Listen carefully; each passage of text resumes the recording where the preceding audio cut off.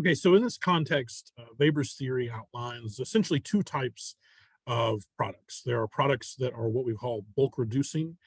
That means that as the product is processed from raw materials to final retail shelf placement, the product declines in weight. So the raw material extraction to the factory is the more expensive process of the supply chain. So the final product in terms of pounds is weighs less than the sum of the inputs used to produce the final product. So that raw material extraction, shipment, and transportation costs are going to be more expensive than when after we process the product, it's in its final form, and we send that on to the market.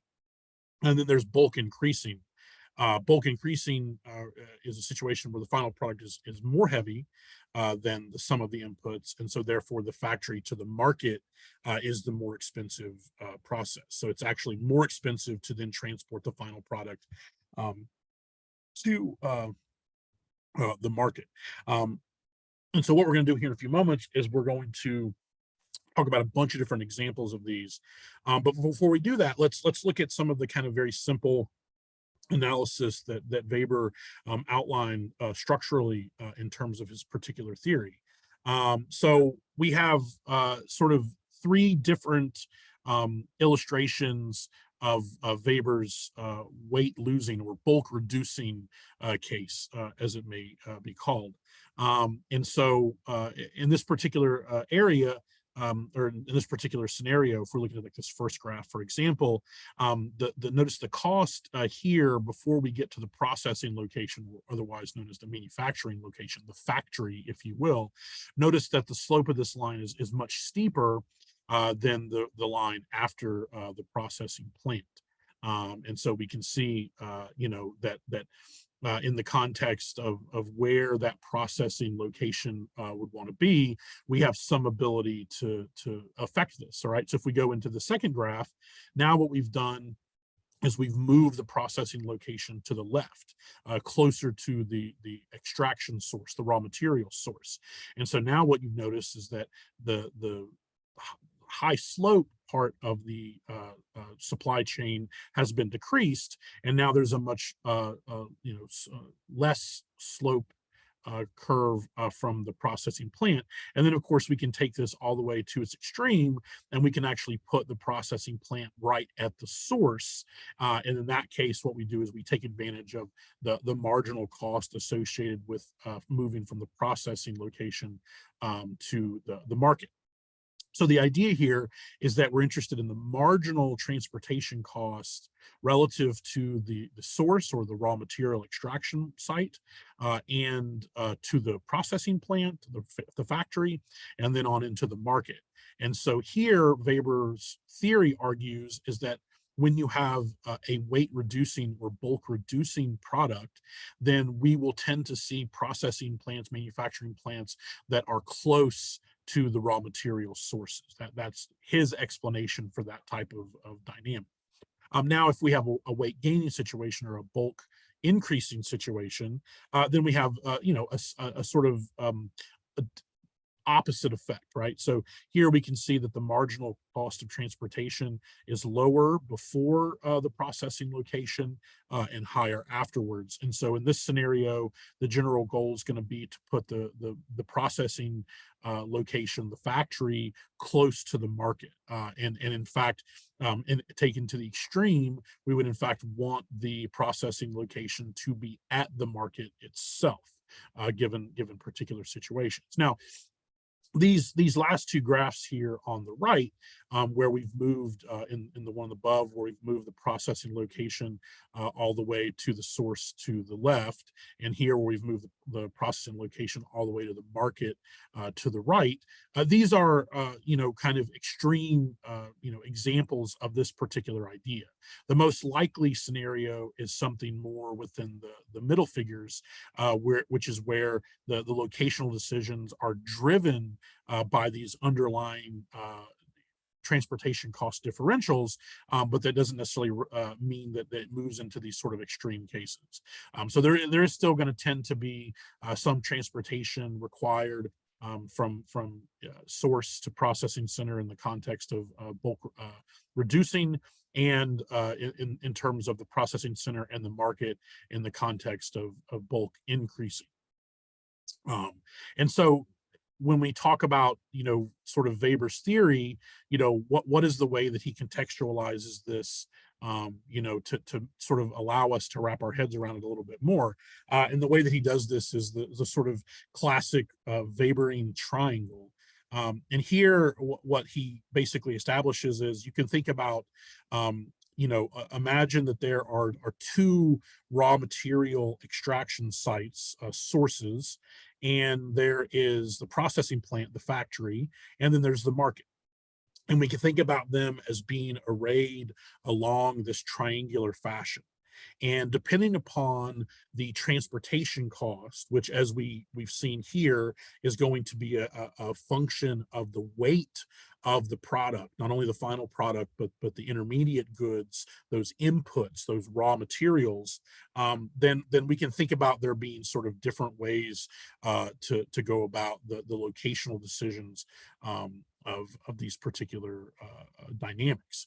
So, like, if you look in A and B, here what we have is a situation where the raw material, if you look at A, for example, we have the raw material 2, which is sort of furthest away from the processing plant, and raw material 1 very close. So the idea here is that likely the raw material 2 is cheap to transport. So it's okay that it's further away from the processing plant, whereas the raw material 1 is expensive. It's likely very heavy, and so it's located much closer to the processing plant.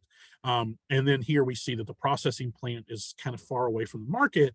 So again, if we see this type of dynamic, then this is likely a bulk reducing product. So this is a product which gets cheaper over time, in terms of transportation costs, with the exception, of course, that we have this raw material 1, which we can imply is heavy, is expensive. And then over here we can see the kind of the same situation, but it's just the opposite. So the raw material for 1 must be the cheap, light raw material. Raw material 2 must be the heavier, more expensive to transport. That's why it's closer to the processing plant. And then again, we can see the processing plant is relatively far away from the market. So this must be a bulk reducing situation as well. And then we can think about those situations where we have bulk gaining, that is, that the product gets more expensive as we go through the supply chain in terms of transportation costs. And so we can see here there's sort of two different setups here. One where the raw material 1 and 2, which are situated far away from the processing factory, as well as the market, are sent basically to the same general location, because the processing plant, the factory, is in essentially the same location as the manufacturing, or I'm sorry, as the market. This implies a final product which is very heavy and therefore would be very expensive to transport. And so if the final product is very heavy, then we want that processing plant to be as close to the market as possible. That way we don't have our transportation costs really explode on us. And then, of course, for those situations in which perhaps the raw material transportation is fairly expensive, in other words, it's fairly heavy, and also the final product itself is fairly heavy. So maybe that there's a similarity in terms of the weight and transportation cost dynamics, therefore, of a particular product. In other words, the raw material weight is essentially equal to the final product weight in terms of transportation costs. So in that way, we put the processing plant equidistant between the two raw material extraction sources and the market. So in the context, for example, of your second assignment, what you're being asked to do is essentially calculate the transportation costs and the cost of particular manufacturing process, and then asking the question, where do we put the processing plant? Where do we put the factory relative to the raw materials and the market? And the main guidepost here, the main way that you think about this is you calculate the cost of transportation from the raw material source to the processing plant, and then you calculate the transportation cost again in terms of weight from the processing plant, the factory, to the market. And again, the big thing here is identifying whether you have bulk increasing or bulk reducing, and that's going to therefore define where you put your processing, where you put your factory relative to the raw material sites and relative to the market. And so when you're doing assignment two, just keep those things in mind. You're going to be calculating the relative transportation costs related to the weight of the raw materials, the input goods that are being sent to the processing, the factory. And then you're going to compute the cost of the final product in terms of weight, again, the transportation costs. And that will then define for you the most efficient locational decision for that particular processing plant. That's the basic idea behind the Weberian triangle. And so it's very, straightforward concept. And once you kind of wrap your head around determining whether something is bulk reducing or bulk increasing, then the analysis itself is very straightforward. And likely this is one of the reasons why Weber's ideas have not really necessarily stood the test of time, is because people thought they were overly simplistic. But in the same way that supply and demand is still extremely useful today, Weberian triangles are also still very useful today. So if we apply this theory to real world examples, we get a lot of what we would expect to see.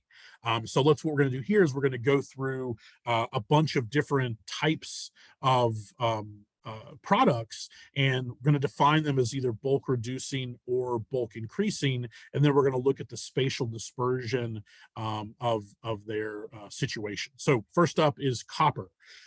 First and foremost to understand about copper is that the determination of the raw material extraction sites is, of course, going to be completely defined by the presence of copper, which isn't everywhere. Right? So copper only shows up in certain parts of the world. Here we can see the sort of most important copper mines in the U.S., which are out west in Arizona and New Mexico. And so the idea here is that because copper and copper-oriented products are bulk reducing, this means that the processing plants for copper products are going to typically be on site or very close to the extraction of copper themselves. So if we're talking about, copper pipes that are used in plumbing, for example, the processing of those copper pipes is going to be very close to the extraction of copper, and then the retail space where we send the copper pipes is going to be very far away, very dispersed from the resource site as well as the processing, the factory itself. Steel is another good example of a bulk reducing, very similar to copper. The locations of the sources of extraction are defined by the presence of the resource itself. And again, steel is going to be extracted typically in the form of iron ore, and then is going to be refined and processed into various products in sites that are very close to those extraction sites. So if we look at the locational decisions of steel refinement processing plants, they are always very, very close to the actual extraction sites. So if you look at the green area is where the actual steel industry processing plants were. And then if you look at this, they are right very close to where the actual iron ore is that is used to produce steel ultimately. The other thing too to keep in mind is that the other area of the historical steel industry also tends to be centered around large cities. So if you look at this one here in particular, here that was right there in that sort of confluence of New York, New Jersey, Philadelphia, and then on down into Baltimore. That obviously was a locational decision that took advantage of the fact that those areas were using a lot of steel. So this is an interesting situation where notice that the plants, the actual steel industry, was a little bit further away from the extraction site. So the question is why, right? So this is a bulk reducing products, we expect the processing plants to be very close to the extraction sites. Why is this a little bit further away? Well, it's because the economic gravity of those cities warps that locational decision, right? So you can imagine that there are like these forces at play that generally lead to certain circumstances, right? And again, with bulk reducing, we expect the processing plant to be at the near the point of extraction. However, because of the economic importance of the product relative to these large cities, we see the locational decision being warped a little bit by that. Although it's not super far away here from the actual sites of iron ore, it's a little bit further away. Where we see here, the other industrial locations are much closer. Pulp mills in the U.S., the millions and millions of uses for pulp in the US. And so where pulp mills tend to be, again, another bulk reducing product is the pulp mills tend to be near the forests. So if we look at the forests in the continental US, that's the green area, and then we go back and we look at where the pulp mills are, we can see that the pulp mills are where there are actually a lot of forests. Now, what's interesting about this, if we go here, we can see that some of the densest forests in the US are here and here. But if we go back and we look, the vast majority of pulp mills are in the South, right? I mean, there are pulp mills here in Michigan, and there are pulp mills here in the Pacific Northwest, as we would expect. But there's a lot of pulp mills in the South. Why? Because there are a lot of forests here in the South, but also lower labor costs in the North. And so again, economic situations warp those locational decisions. Remember, Weber said transportation is important, but he also said the two other things are important as well: labor costs and agglomeration. Beer is a product that gains weight as you process it. And so this helps to explain why, when you look at the macro breweries across the US, they tend to be located very near each other. Because both of or because those breweries are taking advantage of the fact that they want to be near retail spaces, right? And so the extraction of raw materials for beer, which is primarily barley and malt and hops, that's agricultural, and that's typically going to happen far away from the brewery. The processing of the beer itself is then therefore going to be close to retail spaces. So if you look at where these brewery locations are, you'll notice that they tend to be near high population centers, near actually quite close to cities themselves. So again, bulk increasing, so therefore the processing plant, the factory, is closer to the market, closer to the retail space. Soda is the same thing as beer. If you look at, like, for example, the processing and distribution of soda, it tends to be very, very close to the city center itself. In fact, I was driving to Pleasantville a few days ago, and I drove by a Pepsi plant, which is right there in Queens. I think it's mostly a distribution center, but it's a good example of the fact that there's a Pepsi plant in Queens, right near, obviously large retail spaces and everything. Again, highlighting this notion of a bulk gaining product. Potato chips are another example of a bulk gaining product. Therefore, we tend to see their factories located in relatively large metropolitan areas. So again, what's driving these decisions is how easy is it to get the raw material to the processing plant, and how easy is it to get the final product from the processing plant to the market. That's what's defining these locational decisions. The automobile industry is extremely important, obviously, in terms of economic output in the U.S., but also very interesting because it's clearly a bulk gaining industry. And so when we look at the spatial pattern of the automobile industry, it's quite interesting. So if you look at, this is just highlighting specifically Japanese automotive production in the U.S. The reason why this is interesting is because despite the fact that we tend to think about the US as being a place where products aren't made or manufactured, the sheer cost of manufacturing automobiles in the US relegates foreign automotive manufacturers to often produce those cars in the US. Otherwise, their transportation costs really get blown up.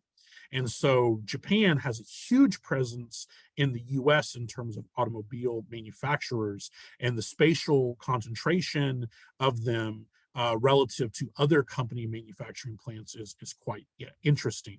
And this is where we start to get into more kind of agglomeration economies. So agglomeration economies are situations in which businesses and industrial locational decisions are being driven not just by labor costs and transportation costs, but also by the presence of other like industrial centers. So this kind of goes back to sort of Hotelling's idea of the sort of um, homogeneous nature of business, in the sense that uh, typically businesses have benefits if they locate themselves near other businesses like them. Right? So in the context of like the automotive industry, we see this a lot. We see oftentimes manufacturing plants for automotive companies being near other automotive plants from other companies. Like I said, transportation is most important for Weber, but the other things important as well. The sort of latter half of the 20th century and on into the early part of the 21st century, we saw labor become the most important component for those locational decisions. There's this basic idea that we'll talk a little bit more later about core versus periphery, in the context of there being sort of core economic centers and then those peripheral economic centers which typically serve the core economic locations. So on the global scale, what we've seen is that so I should say labor dependent countries or labor intensive countries have been where we've seen those labor intensive manufacturing jobs go, again, because the labor costs are very low there. And then, like I said before, we can see this even within the context of a single country, the history of US automotive manufacturing moving to the southern US. And so what we generally have is this dispersion of technology intensive manufacturing, which tends to happen in developed economies, wealthier economies, where the technology rates are just simply much higher, and then labor intensive manufacturing, which tends to happen in developing economies where their technology levels are much lower. And so labor costs drive a lot of the modern decisions in terms of locational decisions.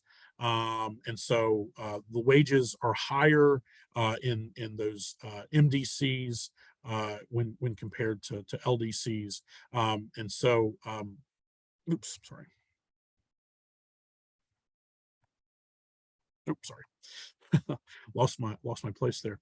And so in peripheral areas and labor intensive industries, the other thing that we're kind of worried about here is this concept called race to the bottom. Very concerned about it in the context of things like income inequality. We don't want locational decisions by businesses to drive or exacerbate existing negative economic phenomena like income inequality. So we don't want economic activity to cause poor countries to stay poor and rich countries to stay rich, right? That's not the point of globalization. The point of globalization is that everybody benefits. But one thing that we've seen is that this sort of Weberian view of locational decisions implies that there is a potential for this sort of core periphery to get locked in that the core continues to develop economically. So you can think about kind of the core being the US and then the periphery being everywhere else in the world, which produces goods for the US. And of course, not just the US, Europe and parts of Asia as well, which have seen rapid economic development, but they tend to be the core economic areas, high technological manufacturing, high education rates, high wealth rates. And then you have the peripheral locations, which are the developing economies, low education, low wages, low safety standards, worse environmental outcomes. And so there's a concern here that this driving of locational decisions is playing into that particular argument. Excuse me. So within the Webering sort of low-cost theory, the idea is that industry moves to a location for lower labor, even if transportation costs increase. Right? If you think about like the t-shirts, industry, it's clearly more expensive to ship a t-shirt from Bangladesh to the U.S. than it would be to ship a t-shirt from within the U.S. to another part of the U.S. So the question is, why have we seen t-shirt manufacturing or just garment manufacturing, explode in terms of moving overseas, even though the majority of the consumption of garment manufacturing still occurs in rich countries, right? This kind of goes back to the notion of fast fashion, which we were talking about in class the other day. And it's because the labor costs are so low in these countries that in a sense they overcome the higher transportation costs. Now, also there's been developments in terms of transportation costs over time, mainly the use of container ships and containerization. But the idea here is that, Weber said transportation is the most important thing. What we've seen over the last 60, 70 years is a transition into labor cost really seemingly being the major driver of locational decisions. Here's auto supplier. This is the supply of automotive parts. So you can think about this as almost being like the raw material distribution center of automotive plants in the U.S. So if you look at the actual where the manufacturing plants are, the processing plants for the U.S., you'll see they're primarily in the South and kind of in through the Ohio Valley. And then if you look at where the actual distribution is, you'll see that the distribution of raw materials actually continues to concentrate in the northern part of the U.S. in Michigan and Illinois, and whereas the actual construction of vehicles has moved south because the labor costs are sufficiently low enough here that it actually still makes sense to have all the suppliers be up here where the manufacturing actually occurs here. Over time, we're likely to see these raw material suppliers also move south, or at least we might expect them to. What we have seen is those raw material suppliers pop up in Mexico as well. Again, very, very low labor costs as well. This is what I was saying about this sort of interesting story about Toyota.